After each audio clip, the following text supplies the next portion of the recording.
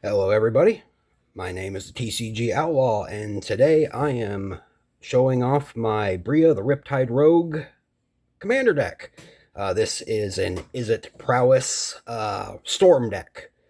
So let's go ahead and get right on into it. Obviously the commander is Bria the Riptide Rogue, has Prowess. Other creatures you control have Prowess, and then whenever you cast a non-creature spell, target creature you control cannot be blocked this turn. Bria is a fantastic commander, especially for Izzet.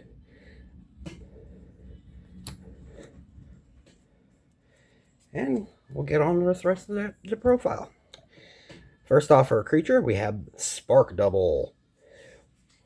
You may have Spark Double enter the battlefield as a copy of a creature or planeswalker you control, except it enters with additional 1/1 counter on it if it's a creature. It enters with additional loyalty counter if it's a planeswalker, and it isn't legendary.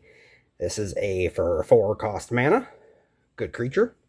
You can have Spark Double enter as a copy of Bria. That would double up on the Prowess triggers. Or you could even have it enter as one of the one planeswalker that I run in the deck, which I will show off here shortly. Next, we have Bloodfire Expert, a 2/3 creature, 3/1 with Prowess. Next, we have Stormcatch Mentor, has haste and prowess. Instant and sorcery spells you cast cost 1 less. It is for a 2 mana, red and a blue, Otter Wizard. Next we have Pinnacle Monk.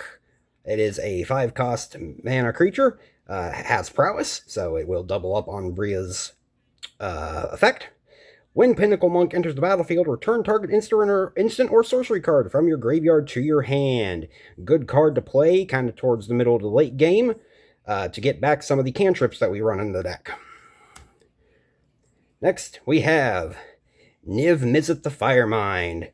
This is an expensive creature, flying. Whenever you draw a card, Niv Mizzet the Firemind deals 1 damage to any target. You can tap him to draw a card. This card is part of a combo that I run in the deck for late game wins.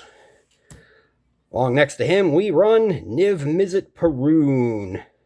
Another high cost mana creature for 6, 3 blue and 3 red.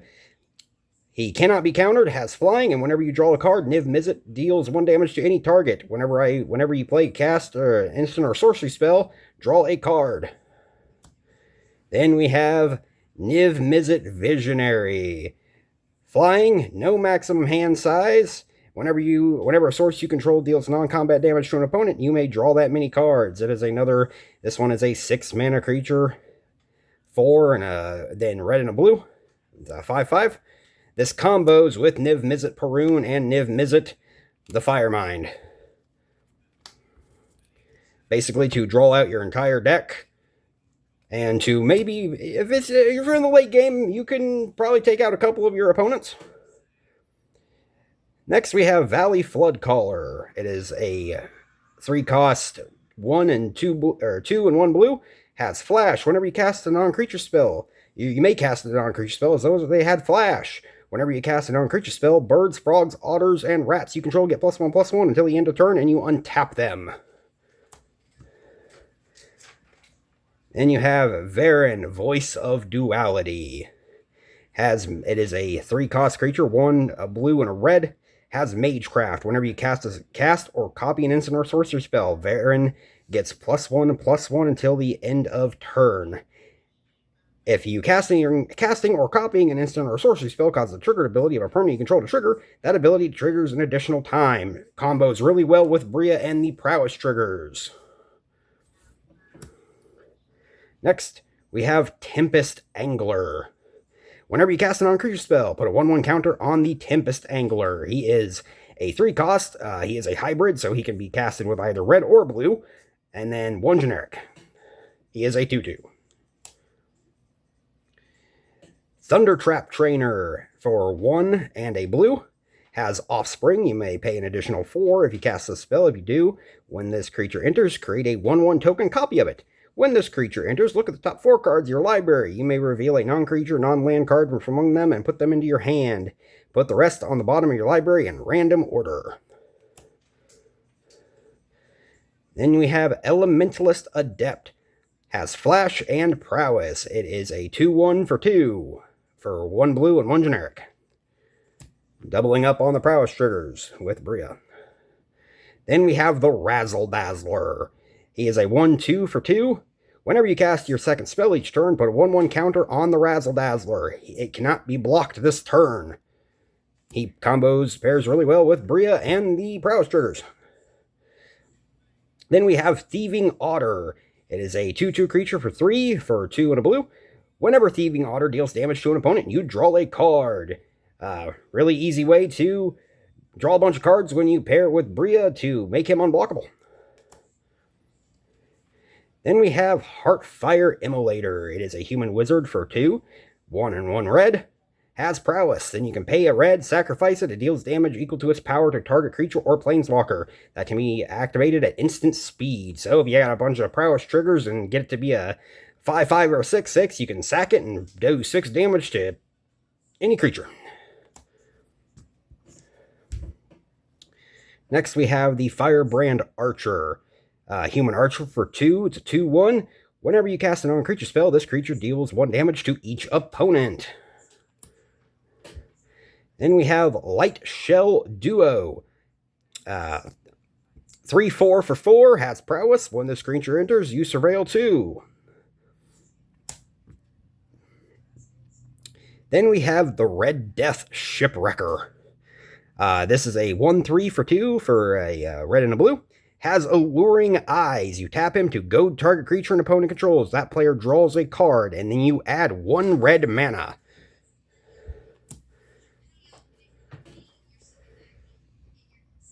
Then you have the Emperor of Palmacia. It is a 2-2 for 2. You can tap it to add a blue or red mana. Spend this mana only to cast a non-creature spell. Whenever you cast a non-creature spell, if at least 4 more mana was spent to cast it, put a 1-1 counter on the Emperor. Then if it has 3 or more 1-1 counters on it, you transform it. And she transforms into the Lord Master of Hell. Has Starfall. Whenever the Lord Master of Hell attacks, it deals X damage to each opponent, where X is the number of non-creature, non-land cards in your graveyard. This card is really good. Takes a couple minutes to get going and on the board to be able to get that transform mechanic off, but I've done it a couple different times now, and it does work. Next we have Leia, Undefeated Slickshot, a 3-3 for 3, has Prowess. Whenever you cast a multicolored instant or sorcery spell from your hand, exile that spell instead of putting it into your graveyard as it resolves. If you do, it becomes plotted. Plotted, if you don't know what plotted means, it means you exile it and then you can cast it later on for free. Next, we have the Enigma Drake. It is a 3 cost for star and 4. Its power is equal to the number of instant or sorcery cards in your graveyard. Nice little flying creature. Can get pretty big after long game if the game goes on for more than 10 turns. Next we have Archmage Emeritus. It is a 2-2 for 4, has Magecraft. Whenever you cast or copy an instant or sorcery spell, you draw a card. The Archmage is very good in this deck. Next, we have the Third Path Ironclast. It is a 2-1 for 2. Whenever you cast a non-creature spell, you create a 1-1 colorless soldier artifact creature. Next, we have Alania Divergent Storm, a 3-5 for 5. It is a otter wizard. Whenever you cast a spell, if it's the first instant spell, the first sorcery spell, or the first otter spell other than Alania you've cast this turn, you may have target opponent draw a card. If you do, copy that spell. You may choose new targets for the copy. Next, we have Young Pyromancer. Whenever you cast an instant or sorcery spell, create a 1-1 red elemental creature token. This card is very good in this deck. You can actually get to the point where you are just overrunning your opponents with elementals. Next, we have Stormkiln Artist. It is a 2-2 for 4. This creature gets +1/+0 for each artifact you control. It has Magecraft. Whenever you cast or copy an instant or sorcery spell, you create a treasure token. And next, the only planeswalker we run in the deck, Ral, Crackling Wit. He is a 4-cost planeswalker. Whenever you cast a non-creature spell, put a loyalty counter on Ral. His +1 loyalty ability is create a 1/1 blue and red auto creature token with prowess. His -3, you draw 3 cards and discard 2 cards. Then his -10 ability is you draw 3 cards and then you get an emblem with instant and sorcery spells you cast Have Storm. Ral is amazing in this deck. I love this planeswalker so very much. Next up, we are going to go through the artifacts. Of course, we have the Soul Ring. Tap to add 2 mana, 2 colorless mana. Every deck pretty much runs Soul Ring. Next, we have Arcane Signet. Another 2-cost artifact. Tap it to add 1 mana of any color in your commander's color identity. Next, we have Talisman of Creativity.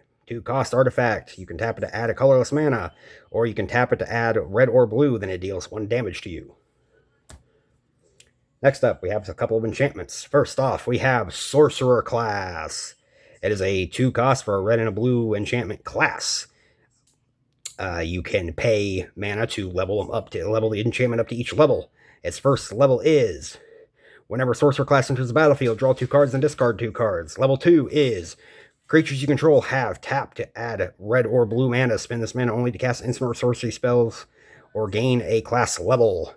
Then the level 3, whenever you cast an instant or sorcery spell, that spell deals damage to each opponent equals the number of instant or sorcery cards you have cast this turn. Typically, I don't bother with the level 3. I usually just get it to the level 2 to be able to have extra mana. Next, we have Storm Chaser's Talent. When Storm Chaser's Talent enters, create a 1/1 red, blue, and red auto creature token with prowess. Then it's level 2. When this class becomes level 2, return target instant or sorcery card from your graveyard to your hand. And then it's level 3. Whenever you cast an instant or sorcery spell, create a 1/1 blue and red auto creature token with prowess. That third level is really good. Next, an enchantment card that pairs with the Niv Mizzet's Curiosity.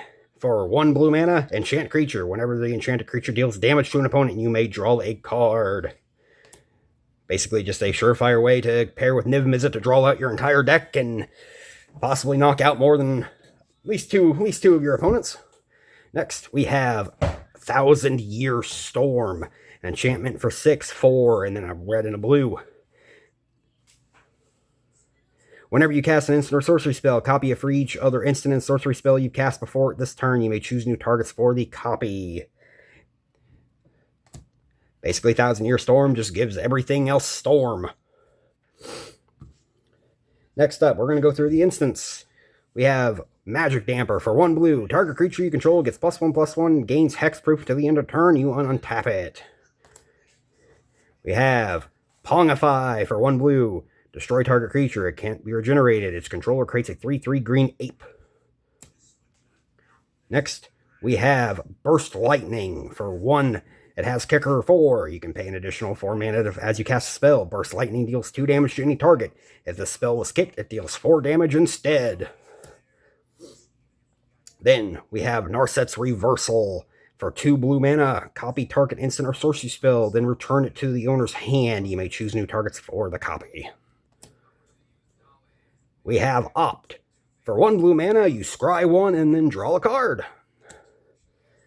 Then we have Phantom Interference. For 1 blue mana, it has Spree. You may choose 1 or more additional costs. The additional +3 is you create a 2/2 white spirit creature token with flying. And then the +1 extra counter target spell unless the controller pays 2. Then we have Slick Sequence for a red and a blue. Slick Sequence deals 2 damage to any target. If you cast another spell this turn, draw a card. Next, we have Shore Up. For 1 blue mana, target creature you control gets +1/+1 and gains hexproof until the end of turn. You untap it. We have Is It Charm. For a red and a blue, choose 1. Counter target non-creature spell unless the controller pays 2. Is It Charm deals 2 damage to target creature. Draw 2 cards, then discard 2 cards. Discard 2 cards. And of course we have the Good old counter spell for 2 blue mana, counter target spell. Then we have an Offer You Can't Refuse for 1 blue mana. Counter target non-creature spell. Its controller creates 2 treasure tokens.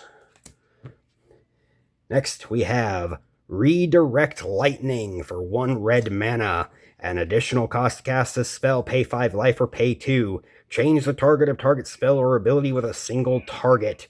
This is the more budget-friendly option to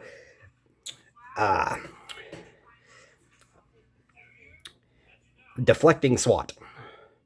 Sorry, I could not remember the name of the card for a second. Yes, this card is more of a budget-friendly option. This card runs probably around maybe about $12, while Deflecting Swat runs around 50 to 60. Good card, though. Very good card. Next, we have Consider for 1 blue mana. You surveil and draw a card. Then we have Lightning Bolt. Good old Lightning Bolt. For 1 red mana, it deals 3 damage to any target. Then we have a board wipe. We have Cyclonic Rift. For 1 and a blue, return target non-land permanent you don't control to its owner's hand. Or you can obviously do the overload cost for 7, which is where you return everything that isn't belonging to you to everybody's hands. Cyclonic Rift. Very good card. Next, we have Galvanic Iteration. Red and a blue. When you next cast an instant or sorcery spell this turn, copy that spell. You may choose new targets for the copy. This card has Flashback for 3, meaning you can cast it from your graveyard for its flashback cost, and then you exile it. Next, we have Barge In for 1 red mana. Target attacking creature gets +2/+2 until the end of turn. Each attacking non-human creature gains trample until the end of turn. Don't run any humans really in the deck. It's mainly elementals and otters.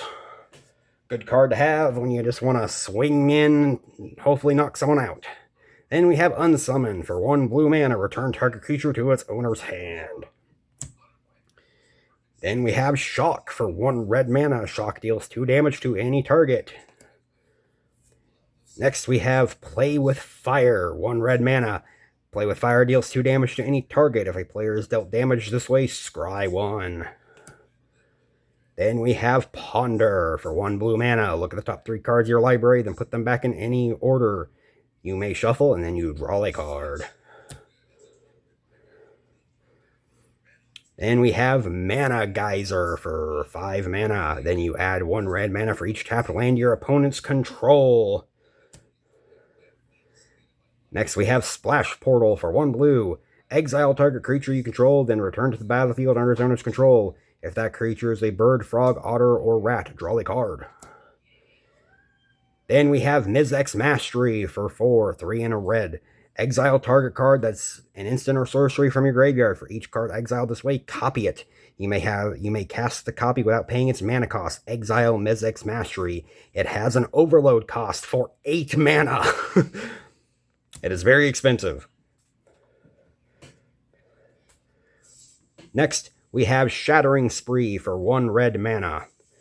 It has Replicate for red. When you cast a spell, copy it for each time you pay their replicate cost. You may choose new targets for the copy. Destroy target artifact.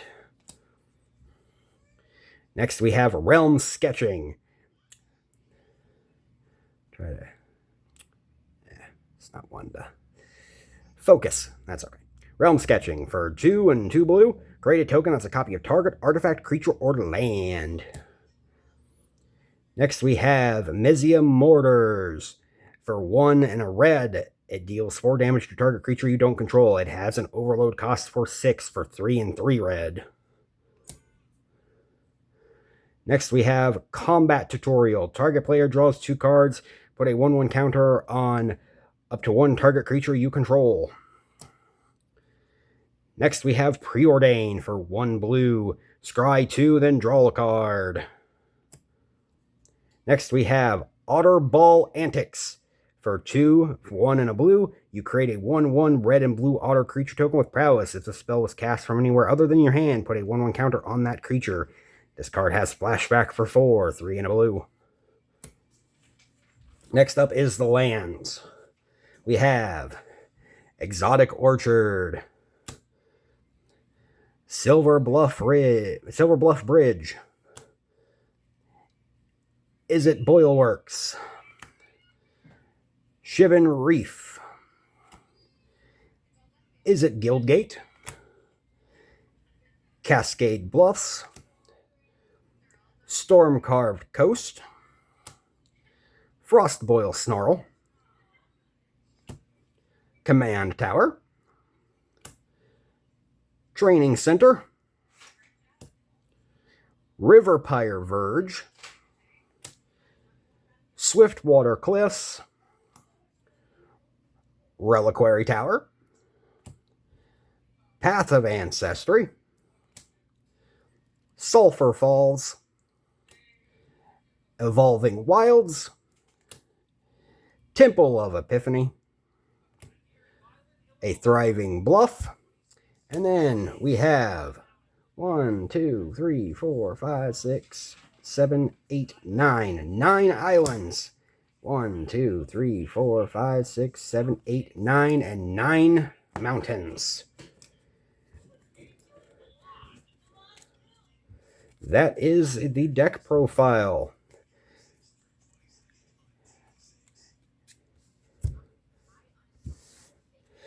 If you guys enjoyed this video, please leave a like and a comment. And if you want to see more content like this, please press that subscribe button. I'd greatly appreciate it. If you guys have any comments on how to make the deck even better, if you have any suggestions on what I should take out and maybe replace it with, please leave a comment. It's greatly appreciated. Until next time, this has been TCG Outlaw. We'll see you later.